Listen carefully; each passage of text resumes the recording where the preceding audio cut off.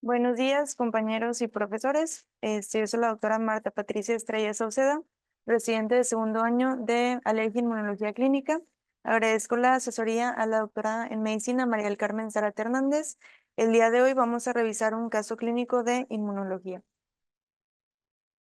Bueno, en cuanto a la ficha de identificación, tenemos una paciente femenino de 45 días de vida. Ella nació en el hospital, en nuestro hospital universitario, doctor José Luterio González. Actualmente el paciente continúa hospitalizado y se hizo un interrogatorio indirecto al padre. En cuanto a los antecedentes heredofamiliares, pues tiene sus abuelos maternos, los cuales son sanos. Abuela paterna ya falleció de cáncer cervicouterino. Y el abuelo paterno a los 75 años, bueno, él continúa vivo y aparentemente sano. Los papás, mamá de 25 años, sana, casada, originaria de Chiapas, residente de García, Nuevo León. Ella, su oficio es ama de casa y su escolaridad es preparatoria finalizada. Tuvo 2 embarazos, fueron 2 partos y sus 2 hijos viven. El padre de 34 años, vivo, sano, también originario de Chiapas y residente de García, Nuevo León.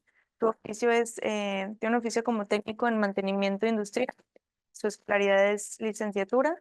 Él estudió ingeniería electrónica y pues se niegan toxicomanías por parte del padre, consumo de sustancias y forma parte de la dinámica familiar. Tiene un hermanito mayor de 7 años, el cual está sano y durante el interrogatorio dirigido, pues realmente se niega a carga genética, muertes en la infancia, endogamia, consanguinidad o infecciones respiratorias en la familia de repetición, o alguien en la familia con antecedente de inmunodeficiencia. De los antecedentes perinatales, pues es el producto de un segundo embarazo. Fue un embarazo planeado, deseado, con un adecuado control prenatal de 9 consultas.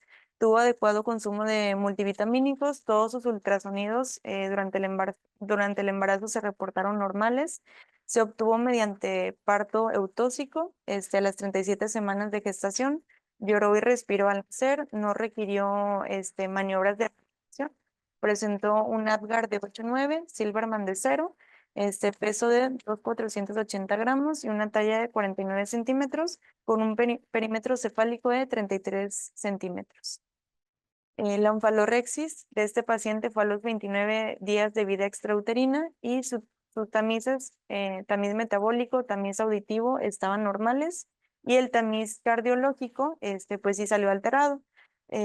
Presentó una conexión anómala de venas pulmonares mixtos, 3 en seno coronario, una vena inominada, sobrecarga de las cavidades derechas y una función ventricular normal con hipertensión pulmonar moderada. Es importante recalcar que en este paciente pues no se hizo como tal un diagnóstico prenatal de alguna cardiopatía.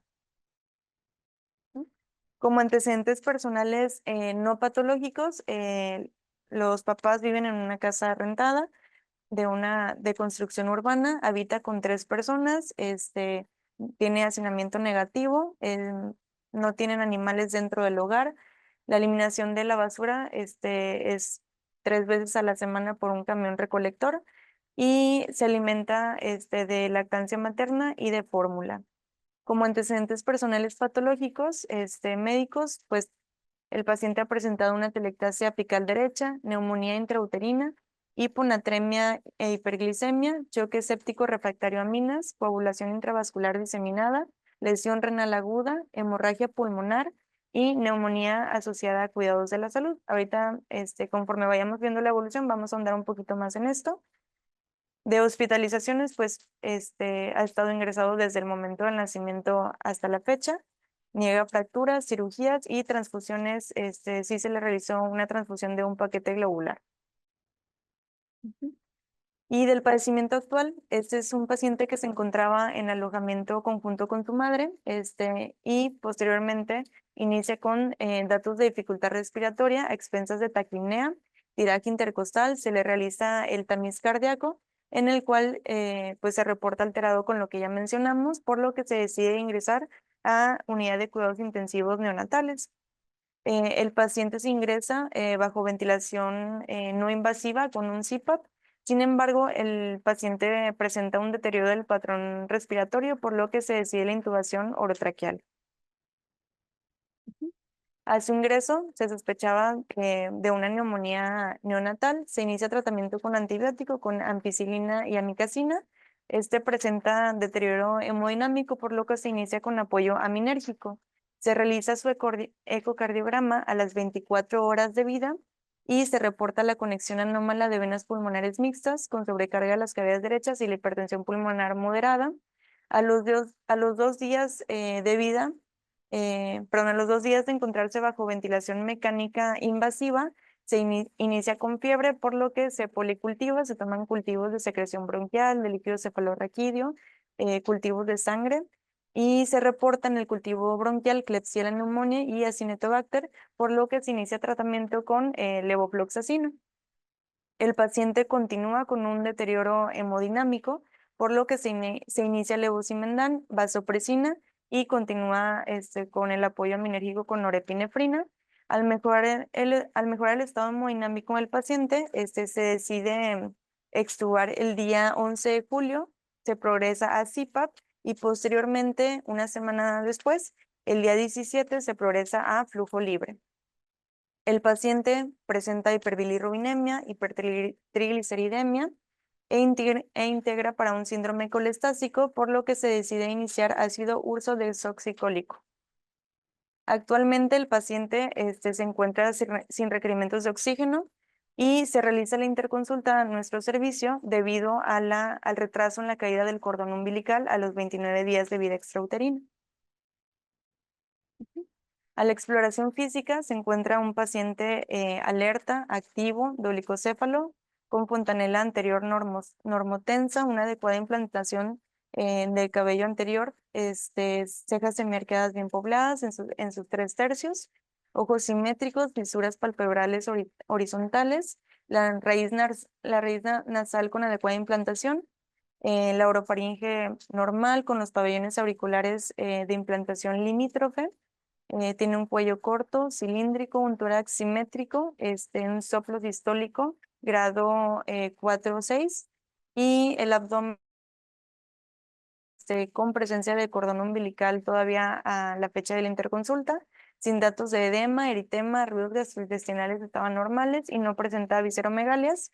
Los genitales femeninos, extremidades pues móviles, simétricas, con pulsos centrales simétricos y reflejo plantar y palmar presentes.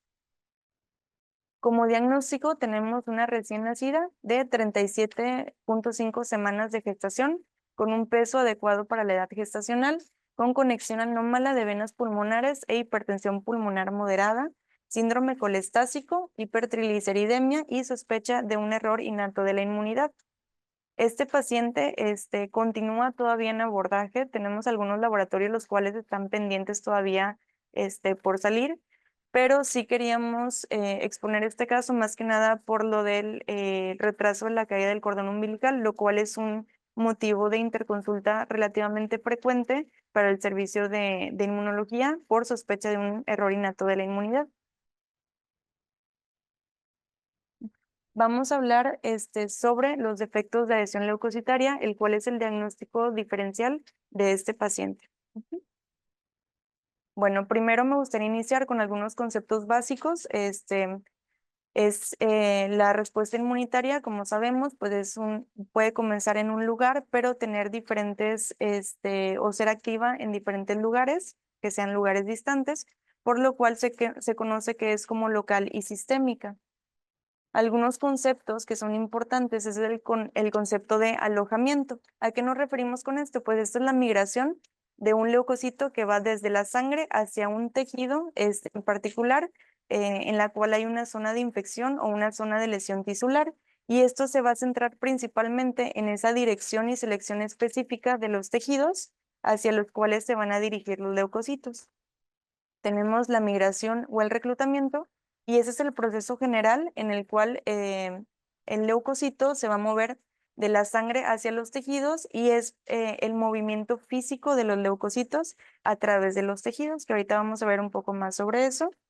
Y la recirculación, pues es la capacidad de que los linfocitos, de alojarse de forma repetida en los órganos linfoides secundarios y van a residir de ahí de forma transitoria para después volver a la circulación. Estos son algunos pues, aspectos generales. Es importante saber también que los linfocitos vírgenes van a estar migrando constantemente en el torrente sanguíneo, mientras que los linfocitos que ya fueron activados por algún antígeno, así como los leucocitos mielocíticos, se van a alojar en los tejidos de infección o en los sitios de lesión tisular. Y el alojamiento y el reclutamiento de los linfocitos va a requerir la adhesión de leucocitos al recubrimiento endotelial de las vénulas postcapilares. Esto va a ser mediante algunas moléculas de adhesión y de quimiosinas. Bueno, las células endoteliales en los sitios de infección o de lesión tisular se van a activar mediante algunas citocinas que son secretadas por unas células centinelas. Estas células pueden ser células dendríticas, mastocitos o macrófagos. Y estos van a inducir una expresión de moléculas, las cuales pueden ser moléculas de adhesión celular o quimiosinas. Y los leucocitos, que van a ser los leucocitos efectores, van a migrar a través de ese endotelio hacia los sitios de infección mediante esa adhesión celular por medio de moléculas de adhesión. Bueno, pues tenemos diferentes tipos de leucocitos que básicamente van a tener el mismo proceso de migración, aunque sí van a variar en cuanto a el tipo de quimiosinas y los diferentes receptores y ligandos que van a presentar en su superficie. Esto pues nos va a generar que nosotros tengamos diferentes patrones de migración para diferentes tipos de células. La adhesión de leucocitos circulantes a las células endoteliales va a estar mediada por dos clases de moléculas, que son las selectinas y las integrinas y sus respectivos ligandos. Ujú. Bueno, hablando primeramente de las selectinas y de sus ligandos, estas van a ser moléculas que se van a unir a hidratos de carbono en la membrana plasmática y que van a mediar el paso inicial de la adhesión con una afinidad baja de leucocitos a través de las células endoteliales que van a recubrir esas vénulas postcapilares. Y van a haber tres selectinas principales, que es la selectina P, la selectina E y la selectina L. La selectina P se llama así porque la primera vez que se descubrió fue en las plaquetas y esta se va a almacenar en los gránulos citoplasmáticos de las células endoteliales y se va a distribuir en la superficie luminal a través de la respuesta de la histamina y de la trombina. Tenemos también la selectina E, que esta se sintetiza en la superficie endotelial en respuesta a algunas citocinas, como es la interleucina 1 y el factor de necrosis tumoral. También tenemos la selectina L, que a diferencia de la selectina E y de la P, esta no va a estar en las células endoteliales, esta va a estar en los leucocitos, ¿sí? Y la expresión en los leucocitos de las células endoteliales, debido a esta activación de citocinas, va a ocasionar este mecanismo de reclutamiento de leucocitos hacia los focos de infección. Ujú. Y tenemos también las otras moléculas que son las integrinas y sus ligandos. Estas van a ser proteínas que son heterodiméricas y que van a estar constituidos por una cadena alfa y una cadena beta. La cadena alfa va a ser variable, o sea, hay diferentes 4 tipos de cadenas alfas y tenemos una cadena beta que esa va a ser siempre la misma, ¿sí? Estas dos se van a unir de forma no covalente a la superficie celular y su principal función es mediar la adhesión de células a otras células, a la matriz extracelular o esas interacciones específicas con varios ligandos. Las quimiosinas pues son importantes porque van a inducir el agrupamiento de las integrinas en la membrana y esto va a provocar que haya una unión más fuerte de los leucocitos hacia el endotelio. Tenemos dos integrinas importantes, que es la LFA1, que es el antígeno asociado con la función del leucocito 1, y esta va a presentar un marcador que se llama, bueno, que es CD11A y CD18, y esta va a interactuar con su ligando, que es ICAM1, que es una molécula de adhesión intercelular 1, Y este ligando se va a expresar en las células endoteliales activadas por citocinas, en linfocitos, células dendríticas, macrófagos y queratinocitos. La otra integrina importante es VLA4. VLA4 se llama así por antígeno muy tardío 4 y esta va a interactuar con su ligando que es VCAM1 o CD106. Esta va a ser parte de una superfamilia que se va a expresar en células endoteliales, de células endoteliales que se van a activar por citocinas. Muy bien. Entonces, como ya mencioné, tenemos la subunidad beta 2, y esta subunidad pues siempre va a ser constante, que es CD18. También tenemos las otras subunidades, que es la subunidad alfa, y se cataloga como CD11A, B, C y D, y estas pues van a tener diferentes receptores o ligandos en diferentes células, en la matriz extracelular, incluso en el plasma y lo vamos a ver todavía un poquito más adelante. Bueno, pues van a haber algunas interacciones entre el leucocito y las células endoteliales para poder realizar el reclutamiento de leucocitos en los tejidos. Un proceso importante para esto es el rodamiento, ¿sí? El rodamiento que va a ser mediado por selectinas de los leucocitos sobre el endotelio. Las células endoteliales se van a activar, como ya lo mencionamos, a través de microbios por respuesta a unas citocinas, que es el factor de necrosis tumoral y la interleucina 1, y van a ser producidas también por macrófagos y otros mediadores como la histamina y la trombina. Posteriormente, estas citocinas van a estimular la expresión de selectina E y de selectina P en los lugares de inflamación, que va a ser como ya dijimos, en las células endoteliales. Los vasos sanguíneos se van a ir dilatando y esto va a hacer que el flujo sanguíneo vaya a ser más lento para que los leucocitos tengan el tiempo de interactuar con esos ligandos y poder continuar con el proceso de migración de leucocitos. Vamos a tener un aumento en la afinidad de las integrinas, que va a estar mediado por quimiosinas. ¿Ok? Las integrinas pues van a tener en su estructura una conformación cuando tienen una afinidad baja, pero a través de algunos estímulos van a cambiar esa conformación y eso va a provocar que tengan una afinidad media o una afinidad alta. También van a tener una adhesión estable de los leucocitos al endotelio mediado por estas integrinas, y esto va a ser mediante esos ligandos que ya mencionamos, que es VCAM, que se va a unir con la integrina VLA4, y CAM, que se une a la integrina LFA1 y MAC1, y hacia los leucocitos, eso hace que los leucocitos se unan firmemente al endotelio y que suceda la reorganización del citoesqueleto.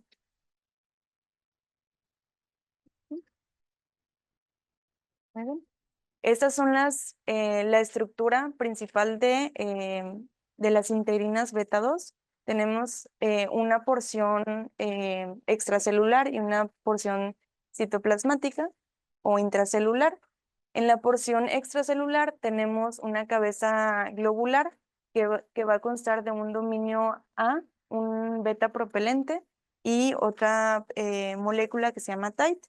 En la cola de la región extracelular vamos a tener dos moléculas que se llaman CALF1 y CALF2, y también tenemos la integrina, digo, la porción beta de la integrina, que esa dijimos que siempre va a ser constante, ¿no? Entonces vamos a tener que cuando la integrina tenga esa interacción entre las dos subunidades y que esté pegada la una con la otra y que esté doblada, va a ser de una afinidad baja. Cuando tengamos esa interacción entre las dos subunidades, pero que haya un enderezamiento de la estructura, va a ser una afinidad intermedia, y cuando tengamos una extensión de la base de la integrina, pues va a ser de una afinidad más alta. Y existe un proceso que se llama señalización de adentro hacia afuera. Este va a ser un proceso de activación que se caracteriza porque hay diferentes interacciones de moléculas dentro de la célula del leucocito que van a proporcionar un cambio en la estructura y por lo tanto, un cambio en la afinidad de la integrina. Esto va a ser mediado por la estimulación de las citocinas o de quimiosinas, la activación del receptor de células T, va a llevar esto a una señalización y a ese reordenamiento del citoesqueleto. Va a iniciar esa señalización, activa las moléculas dentro de las células, existe el cambio conformacional de la integrina, aumenta la afinidad de los ligandos y por último, pues vamos a tener la consecuencia de los ligandos, que al final de cuentas va a ser esa migración de los leucocitos. Tenemos otro proceso que se llama señalización de afuera hacia adentro. Y esto va a ser por por ese reordenamiento del citoesqueleto y en respuesta a algunas respuestas celulares de las integrinas beta 2, se va a inducir esa señalización de afuera hacia adentro y va a adquirir un estado de alta afinidad.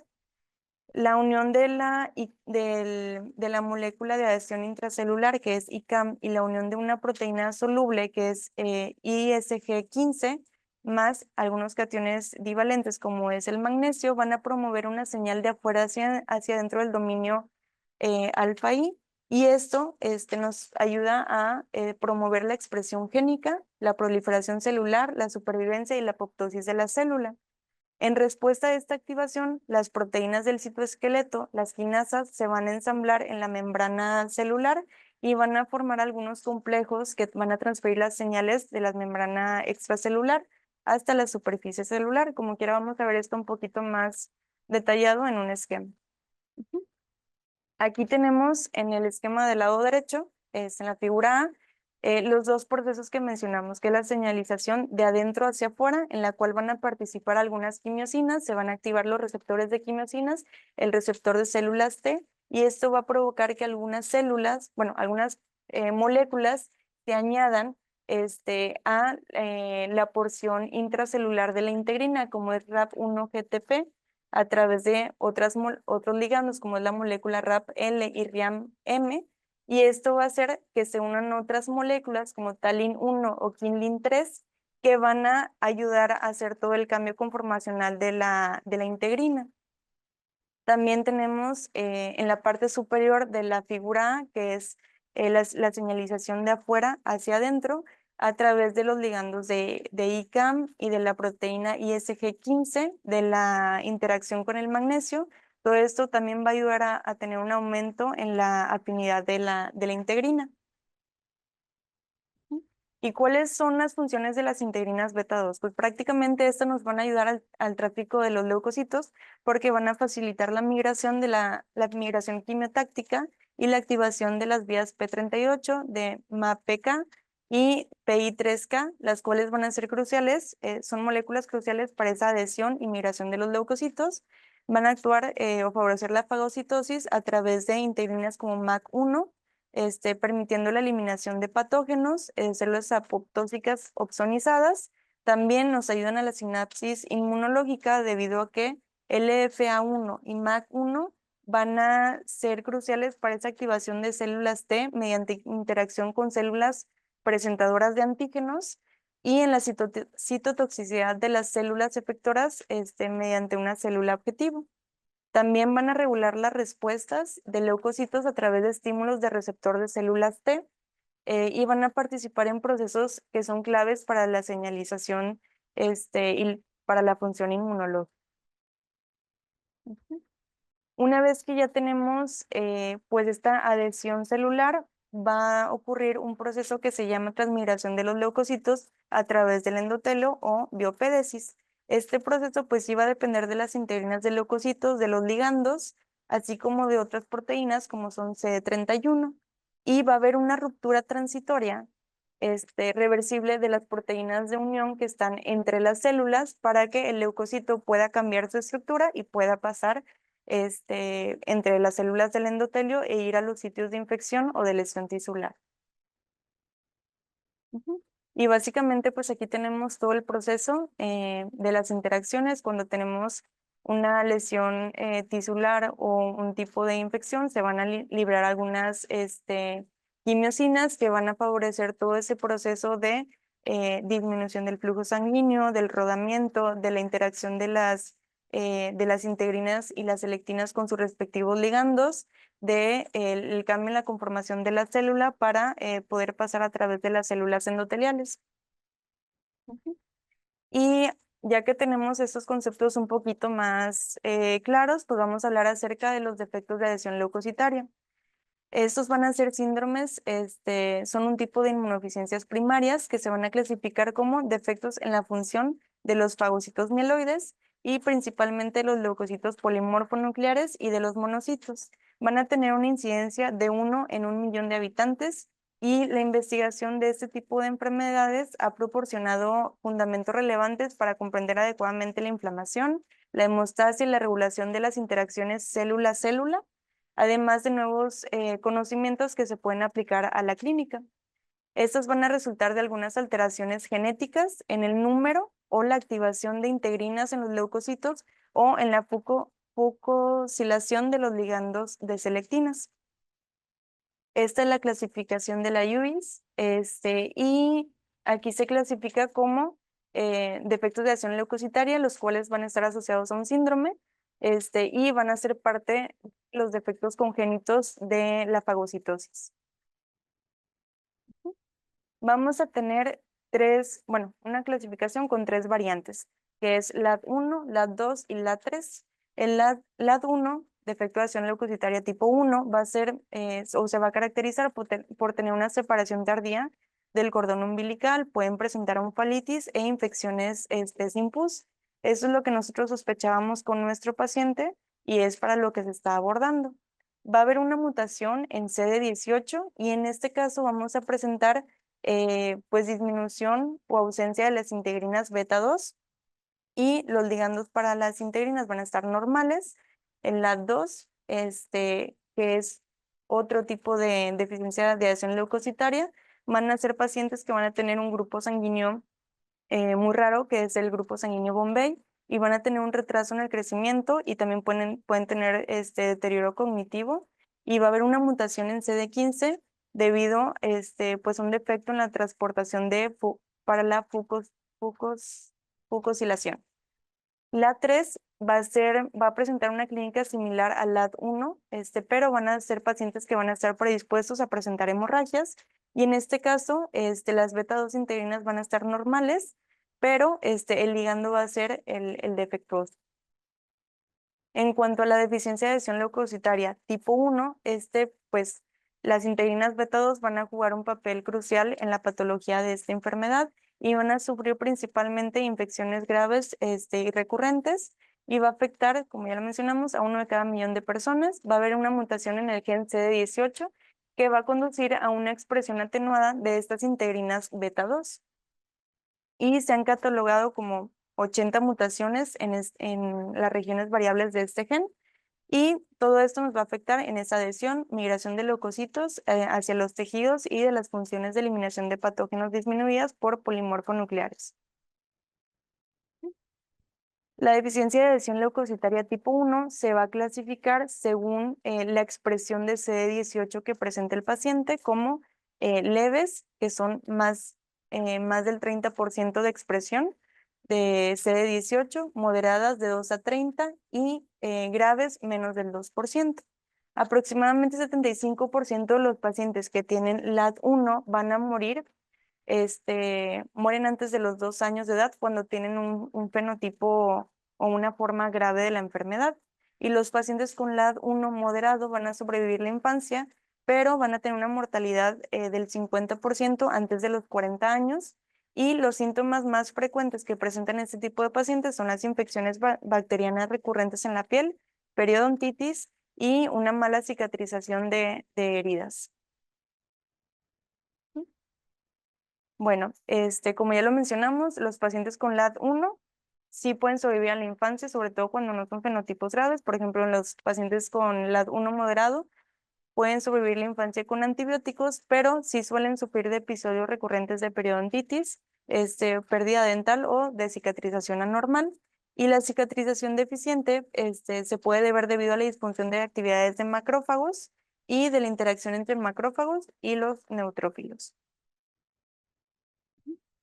En este estudio que se realizó en el 2018, ellos tenían como objetivo realizar una actualización acerca de estos defectos de lesión leucocitaria, sobre todo los pacientes que tenían un defecto grave. Y ellos se enfocaron en el pronóstico de los pacientes que no recibían un trasplante de células hematopoyéticas, ver cuáles eran los resultados con el trasplante y la asociación de la expresión de CD18 con las características clínicas. Esto se realizó con pacientes entre 1975 y 2017. Se reportaron 323 casos del LAD1 y en 107 publicaciones. La mayoría de estos casos eran de Irán, de Estados Unidos y de la India. 113 pacientes fueron considerados como casos graves, 63 como moderados y 147 no pudieron ser clasificados. La expresión de CD18 en neutrófilos se reportó al menos en 265 casos y 135 pacientes tenían menos del 2% de expresión, 130 tenían más del 2%. En estos pacientes, los que presentaban menos del 2% de expresión de CD18 presentaban infecciones recurrentes, presentaron infecciones del tracto respiratorio, sepsis y otitis media. Aquellos que presentaban más del 2% de expresión de CD18 tuvieron infecciones periodontales, otitis medias y sepsis.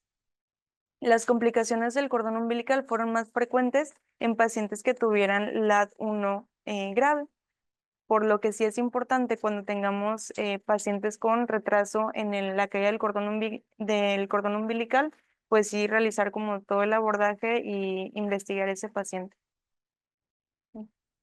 Bueno, y aquí tenemos una gráfica acerca de la tasa de supervivencia de pacientes que no recibieron el trasplante de células madre hematopoyéticas. Como vemos, el porcentaje de seguimiento y la muerte a los 2 años o el porcentaje de supervivencia a los 2 años era pues mayor, incluso hasta de un 100% en pacientes que tenían un 10% o más de CD18, pero los pacientes que tenían menos del 2%, la supervivencia era hasta un 39%, pues sí era muy baja.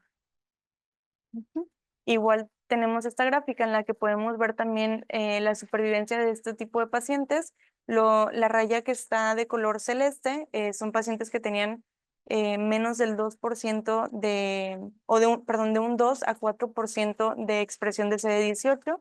La roja es de un 4 a un 10% y la verde más del 10%. Como vemos, la verdad es que sí hay una diferencia significativa en cuanto a los porcentajes y la expresión de CD18 y cómo se relaciona con la supervivencia de los pacientes. Hablando de la deficiencia de acción leucocitaria tipo 2, este va a ser debido a una mutación en el gen SLC35C1 y este va a ser un codificador de un transportador específico para GDP fucosa, ¿sí? Van a haber unos glicoconjugados que van a estar en la superficie de la célula y estos no van a contener fucosa, la cual es un tipo de azúcar de una forma adecuada. Y esto va a causar un defecto en el rodamiento de los leucocitos debido a que va a haber una expresión aberrante de los ligandos de las selectinas. Los síntomas de estos pacientes van a ser similares a los pacientes que tengan LAD1, pero también van a presentar retraso mental y del crecimiento grave. Estos glicoconjugados fucosilados van a ser sintetizados por fucosiltransferasas a partir de un sustrato donante de GDP fucosa y este defecto puede ser parcialmente compensado cuando damos una terapia de sustitución oral con fucosa. De esta forma, la fucosa se va a absorber por las células, se va a sintetizar esta GDP fucosa y se va a transferir al aparato de Golgi para que pueda ser utilizado por las fucosiltransferasas. Estos pacientes van a presentar algunos estigmas clínicos, ¿sí? Como pestañas largas, un puente nasal ancho y deprimido, un pliegue en la mano simiesco y segundos dedos de los pies que van a estar posicionados dorsalmente. Y de los pacientes que tengan un defecto de adhesión leucocitaria tipo 3, esto va a ser debido a una mutación en el gen PERMT3, el cual va a codificar para la proteína KIDLIN3, la cual, no sé, como recuerdan en el esquema que les mostré anteriormente, era importante para esa activación y ese cambio en la estructura de las integrinas para aumentar su afinidad. Ujú. Y la función de Killing 3, pues bueno, como ya lo dijimos, va a estar en integrinas beta 1, beta 2 y beta 3, permitiendo que aumenten su estado de afinidad y van a participar en ese proceso de señalización de adentro hacia afuera. La deficiencia de Killing 3 va a impedir la activación adecuada de las integrinas, lo que va a afectar la LFA1 y la función de las integrinas beta 1 y beta 2, las cuales pues van a ser cruciales para esta adhesión celular. Los síntomas van a ser muy similares al LAD1. Pueden tener también leucocitosis, infecciones recurrentes, las cuales principalmente van a ser por bacterias gram negativas y estas pueden causar sepsis o incluso la muerte temprana. Van a tener sangrados debido a que van a tener una deficiencia en la activación de la integrina A2A beta 3, la cual es necesaria para la coagulación sanguínea. Ujú. También estos pacientes pueden presentar algunos defectos óseos similares a la osteoporosis debido a que va a haber esa disfunción en las integrinas, pero en los osteoclastos, lo que va a afectar la reabsorción ósea. El diagnóstico de estos pacientes, bueno, en los pacientes con LAD1 se va a basar básicamente en el análisis genético, en mutaciones del gen de la integrina beta 2.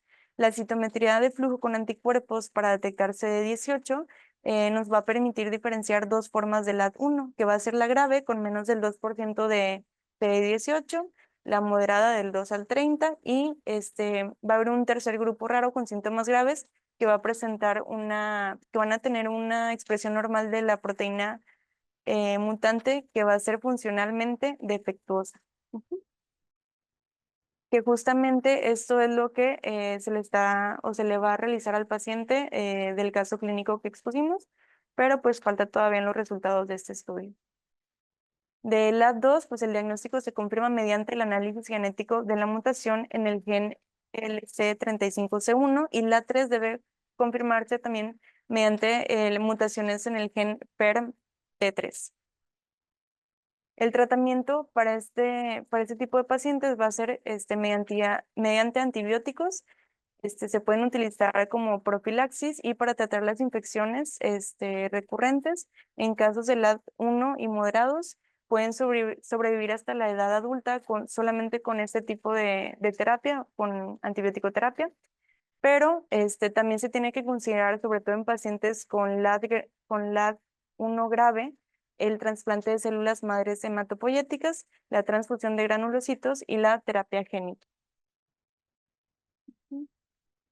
Muy bien. En cuanto al trasplante de células madres hematopoyéticas, este va a ser el único tratamiento que es curativo para este tipo de pacientes, sobre todo para la forma grave, y van a haber dos tipos de acondicionamientos, los regímenes de acondicionamiento mieloablativo. Estos se caracterizan porque van a eliminar más la médula ósea del huésped y van a reducir más el riesgo de rechazo hacia el trasplante, pero pueden aumentar la mortalidad debido al riesgo de infecciones. Y también tenemos un régimen de intensidad reducida, el cual es menos tóxico y más seguro, con tasas de supervivencia a largo plazo de LAD1, incluso aunque tengamos un quimerismo completo o mixto. Ujú. Muy bien. Y se realizó también un estudio acerca del trasplante de células madre hematopoyético alogénico. Este realizó en 14 centros a nivel mundial durante 14 años y se evaluó la experiencia del trasplante en pacientes con LAD. Ellos dieron algunas recomendaciones, por ejemplo, la recomendación de que el trasplante en lactantes se realice lo antes posible en pacientes que tengan infecciones significativas, un diagnóstico confirmado con LAD basado en la expresión de CD18 y siempre que se encuentre un donante con un HLA compatible. También el uso de donantes haplidénticos, cuando no tenemos un donante familiar compatible, se puede considerar este tipo de trasplante. aunque estos injertos van a tener un mayor riesgo de rechazo, incluso cuando tengamos un acondicionamiento mieloablativo completo.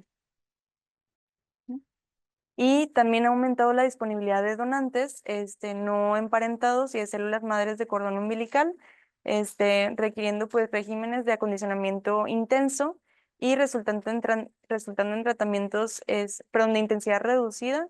Esto nos va a ocasionar que los resultados sean mejores para el paciente en cuanto a la toxicidad del acondicionamiento. Y en pacientes que presenten quimerismo mixto, los pacientes pueden permanecer sin datos de enfermedad o sin infecciones. Incluso bajo niveles de engraftment de neutrófilos del donante pueden ser suficientes para mantener pacientes libres de la enfermedad.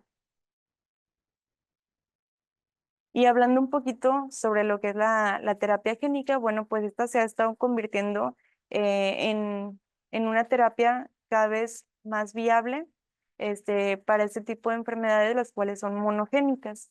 ¿Sí?